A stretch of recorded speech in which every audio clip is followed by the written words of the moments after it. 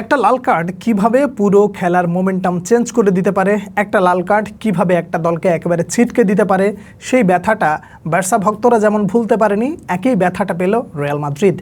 এই লাল কার্ডটা আসলে ছিল কিনা এটা নিয়ে অনেক তর্ক বিতর্ক হতে পারে, কিন্তু এটাকে আসলে সান্ত্বনা হিসেবে দেখার কোনো যৌক্তিকতা আমি দেখি না। লাল কার্ড হয়েছে কিনা, কেন আসলে লাল কার্ডটা দিল, এটা নিয়ে বলছি কথা, কিন্তু তার আগে আপনাকে বলতে হবে অন্ততপক্ষে হেরে গেছেন, মন খারাপ হয়েছে, ঠিক আছে, কিন্তু বায়ার্ন মিউনিখের মতন একটা দলের বিপক্ষে যেইভাবে সাহসিকতা দেখিয়েছে রিয়াল মাদ্রিদ, আপনি অন্ততপক্ষে প্রাউডলি বলতে পারেন যে এমন একটা দলের বিপক্ষে হেরেছি যেই দলটা এবার শিরোপা জেতার অন্যতম দাবিদার। পিএসজির বিপক্ষে বায়ার্ন মিউনিখ কেন যেন আমার কাছে ব্যক্তিগতভাবে মনে হচ্ছে তারা খুব ভালোভাবে খেলে মোটামুটি তারা ফাইনালে চলে যাবে, এটা আমার ব্যক্তিগত মতামত।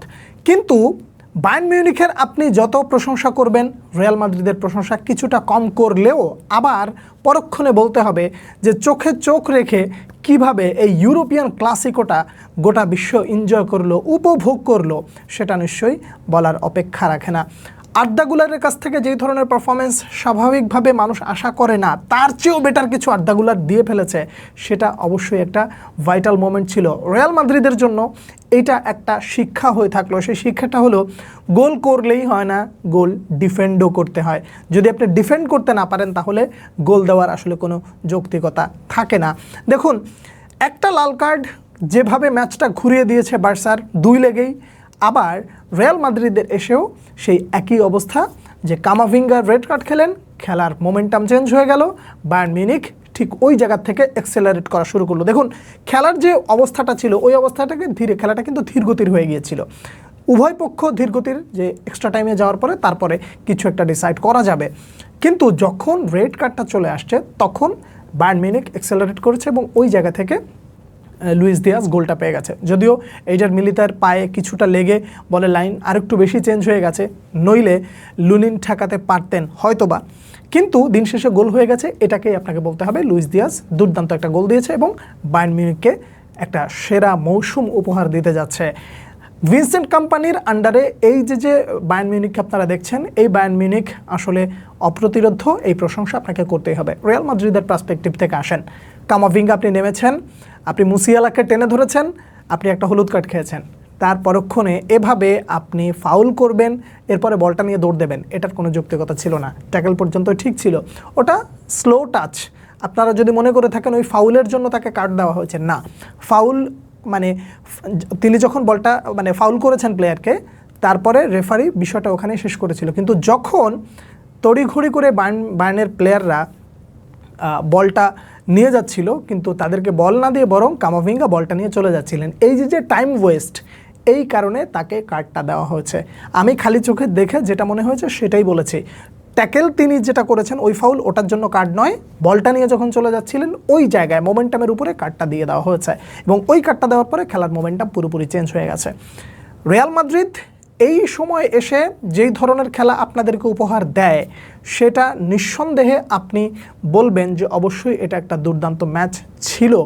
কিন্তু দ্বিতীয়ার্ধে আসলে যেই ধরনের বল মানে সাপ্লাই দেওয়া দরকার ছিল সেই ধরনের সাপ্লাই তো নয়, মানে পাওয়াই যায় নাই। কিন্তু রিয়াল মাদ্রিদ যেভাবে ডিফেন্ড করা শুরু করেছে, ব্যক্তিগতভাবে দেখে মনে হচ্ছিল তারা বোধহয় এক্সট্রা টাইম বা পেনাল্টি শুট বা একটা নির্দিষ্ট সময়ের জন্য অপেক্ষা করছিল যে হয়তোবা কাউন্টার অ্যাটাকে গিয়ে কিছু একটা করা যাবে, কিন্তু কাউন্টার অ্যাটাক দিতে হলে বল তো দিতে হবে, সেটা তো দেওয়া হয় নাই।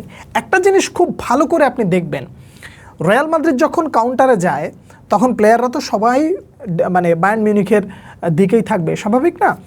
তখন তারা ফিরে এসে ডিফেন্ড করার জন্য প্রত্যেকটা প্লেয়ার খুব বেশি একটা আগ্রহ দেখায় না বা তারা নিচে নামতে চান না, মিডফিল্ড থেকে নিয়ে ফরওয়ার্ড লাইনের কথা বললাম। কিন্তু আপনি বিপরীত চিত্র দেখবেন বায়ার্ন মিউনিখে, তারা যখন বল হারিয়ে ফেলে একযোগে নেমে যায় সবাই, লুইস দিয়াজ, কিলিয়ান এমবাপেকে তার সাইডে গিয়ে সুন্দর করে মানে রাইট সাইড দিয়ে নেমে নিচে নেমে ডিফেন্ডে হেল্প করতেছে।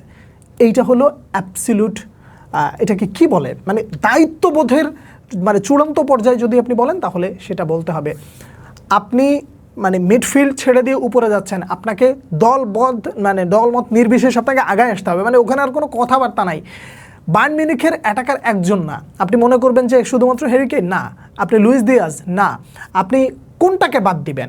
জ্ঞানাব্রি যতক্ষণ মাঠে ছিল একেবারে ডিবক্স তো এলোমেলো করে রেখেছে। তো এই যে এলোমেলো করে দিচ্ছে মিডফিল্ড উঠে গিয়ে, তারপরে 2 ফুলব্যাক উঠে গিয়ে, এই জায়গাগুলো আপনি যদি ক্যাচ করতে না পারেন বা এই জায়গাগুলো যদি আপনি ধরতে না পারেন, মিডফিল্ড যদি এসে ওইভাবে সহযোগিতা না করে, তাহলে ডিফেন্ডারদের জন্য আসলে কষ্ট হয়ে যায়।